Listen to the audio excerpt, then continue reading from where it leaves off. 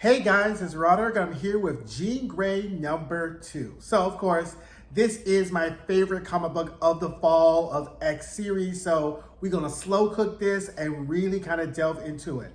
I guess everyone knew this except for me, but this is only gonna be a 4-part series, right? So I was thinking this is gonna be like an 8-part, 12-part going in, but no, it's only gonna be 4 parts. The good news is that we're going to kind of resolve some of these issues that are going on right now, like fairly quickly, like in the next 2 months. The bad news is I'm still feeling like if this is going to be 4 parts, they still got some road to tread, right? So I'm not going to call this a whole ass like money grab like per se, because anything Jean Grey I'm always going to be down for. But I'm like, if this is 4 parts, I feel like it just should have been more rapid moving, but I enjoy the story and there's a lot of great things within this issue and it probably actually the previous issues too that I feel like are going to kind of come into play kind of later on the fall of X and like into next year, okay?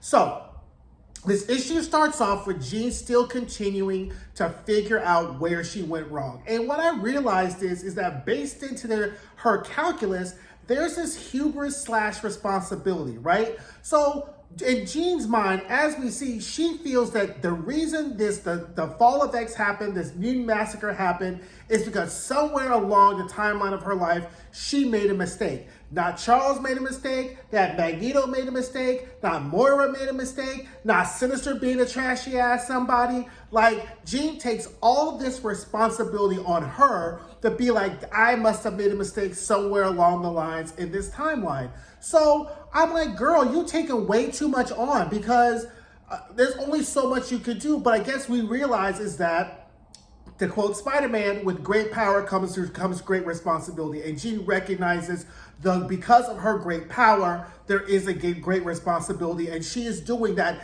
cosmic introspection, right?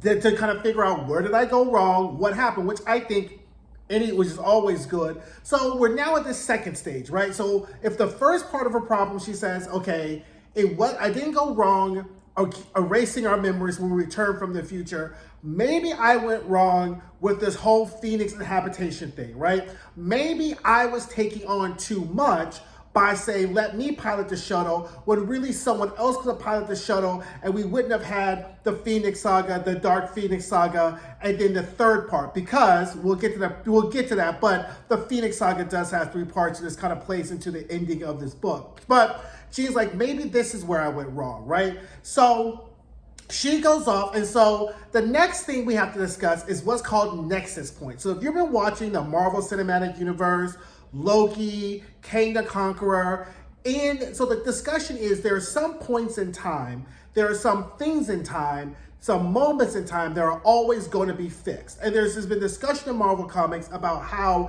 Jean Grey is a Nexus being, meaning that the flow and ebbs of time within certain points of her life are going to be fixed, are going to be changing, and you cannot change them, right? So I don't know whether this is Jean sensing that she's a Nexus being or Jean sensing a Nexus point. What we're going to see in this episode is some things still happen regardless of whether they're occurring to Jean or not, right? So Jean decides to let Logan pilot the shuttle. Everyone else gets in the radioactive container. She's telepathically linked to Logan, helping him fly the shuttle, right? And, her and Scott are there, and like people are scared. They're like, we think we're going to die. Jean puts up a telekinetic cocoon. Logan is like, he's falling apart, and he's also dying because the solar flare and the radiation is killing him, right? So as we see in her story, where she's about to die and she cries for help, and the Phoenix Force inhabits her, she cries for help. The Lord, she says, please save Logan. So once again, Jean cries for help. The shuttle crashes, and instead of Jean Grey emerging from the water, we see Logan emerge from the water, inhabited by the Phoenix Force. Okay, we're like, oh gosh, how bad could this be? So we get back to that, and we get back to the mansion, and Professor Xavier's like, woo, chow, okay, we escaped that one. We're going to go to Banshee's Keep, and we're just going to lay low. And she's like, what about Logan? Whatever it is. He's like, child, he'll be okay. He's gone, I don't know, whatever. So Jean is like, this isn't right. We need to find Logan. And Scott and Jean decide to go after Logan and try to track him down, right? So as they're like, as Jean and Scott are tracking Logan in Canada, which we all know is going to be the Weapon X facility where he's at, Jean starts to kind of introspect about her relationship with Scott. She's loved Scott since we were kids. He's dependable, he's strong, he's silent. But now we're seeing the emergence of Jean's feelings for Logan because they're like recycling connected during the radioactive solar flare, right? So, and we kind of begin to see the emergence of Jean's kind of dual romantic entanglement between Logan and Scott, right? Where she kind of recognizes, it's not that she's like, oh, I want to slide off and do it Logan. She recognizes, okay, something's bubbling up, but Scott's always going to be my bottom guy. Scott's always going to be my man, but there's this thing for Logan, right?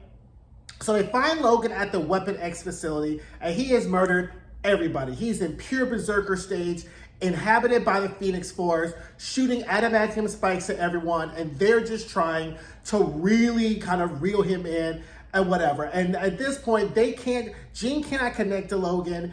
They're just trying to stop all the carnage, and Logan kills everybody at this Weapon X facility. So we're like, okay, next Nexus point. Just as Jean destroyed a planet of people, billions of people, Logan has now, in his kind of uncontrollable state of Phoenix Force, killed an entire facility of people, right? So once again, we see another Nexus point with the inhabitation of the Phoenix Force, meaning whoever this first primal inhabitant is going to end up creating a large amount of carnage. And in so, the sentient person within him, Logan, recognizes that he doesn't want to do this. So Scott tries to, stop Logan.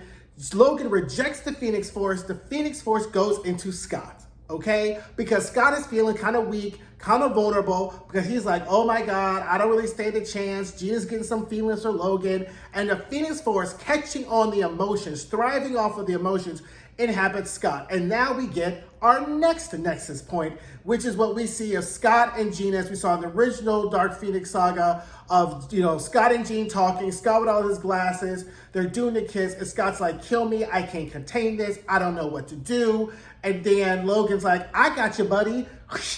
Logan kills Scott, the Phoenix Force inhabits Logan, Logan can't contain it, Logan dies, right? Now, that's pretty much the episode in and of itself.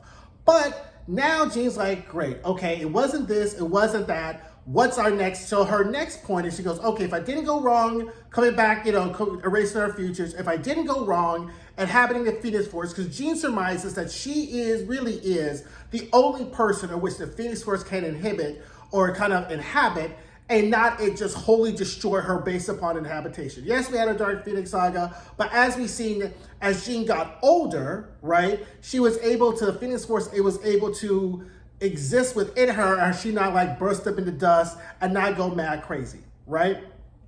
So she goes, okay, well, if this isn't the next point, then maybe I did not go wrong in part 1 and part 2 of the Phoenix Saga, Dark Phoenix Saga. Maybe I went wrong in the ending. So let's get to this real quick. So, as you know, if you've seen in comic books or whatever, or actually the television shows or movies, people always want to do the Dark Phoenix Saga, and it's never actually really done accurately because the Dark Phoenix Saga is just really the climax of a 3-part story, right? There's the Phoenix Saga, which is Jean's original, when the Phoenix Force originally inhabits Jean.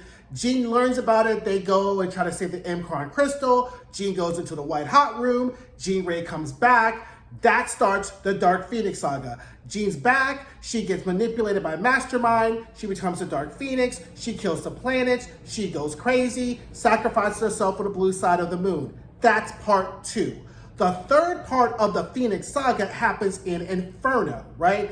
Out in the 80s, probably 90s, and that is when we see the emergence of Madeline Pryor as the Goblin Queen. The reason this is the final chapter of the Phoenix Saga is, it is in this story that we find out how Madeline Pryor came to life. Madeline Pryor came to life because the Phoenix Force came back with the memories of what it had done with Jean. Jean was underground. Jean rejects the story. The Phoenix Force goes, well, I gotta go somewhere, goes into Madeline, brings her to consciousness, she comes alive, and then we get the whole clone, am I feeling so hurt because God don't love me, bop, bop, boop story, right? So what happens in Inferno is that Madeline dies during a battle with Jean where they link minds, and Jean decides is that if the only way for me to stop Madeline's craziness is for me to take those memories and inhabit those things that I did or the Phoenix did as me, that I will do that, and then Madeline will die. And then that's what happens, and her, Madeline, and the Phoenix have a good come to Jesus in Inferno when pretty much she curses out the Phoenix Force for running around as her. Phoenix Force is like, look, I'm just trying to live and have my best life, and you got the best body and the best powers, so don't fault me. I came back and tried to bring you everything I did. You the one who rejected it and brought this hoe back to life, so don't be mad at me. I was, where was I supposed to go? I gotta go somewhere. So Jean's like, fine, I'll take the memories. So then Madeline dies, and that's how the Inferno saga ends. And that really is the third part of the Phoenix saga. The Phoenix saga, the Dark Phoenix saga, and then the Inferno. So it looks like in this issue, Jean is gonna go to the Inferno saga and says, well, maybe if I did mess up in the middle with the Phoenix saga and the Dark Phoenix saga, maybe my mistake is how I dealt with Madeline. I don't know why she's messing with Madeline. I thought she was quite kind and quite nice to Madeline. Consider all of Madeline's triflingness and trying to sacrifice babies and making Gina Scott go back in time and raise her baby. Then for Madeline to come back to life for the umpteenth time and be salty every time Jean shows up like Jean did anything to her. Take your angst out on Mr. Sinister. Scott could have handled that a little bit better. He could have been like, oh, okay, you just look like my ex-wife.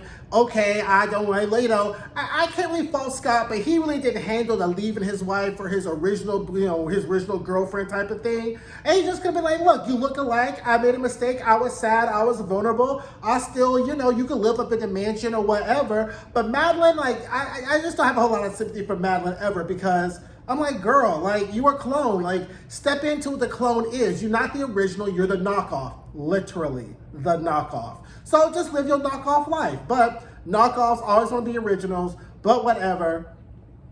So that's it. So anyway, that is Jean Grey #2. Let me know what you guys think. Don't forget to like. Don't forget to comment. Don't forget to subscribe. Share the video with your friends. And I'll see you guys soon. Bye.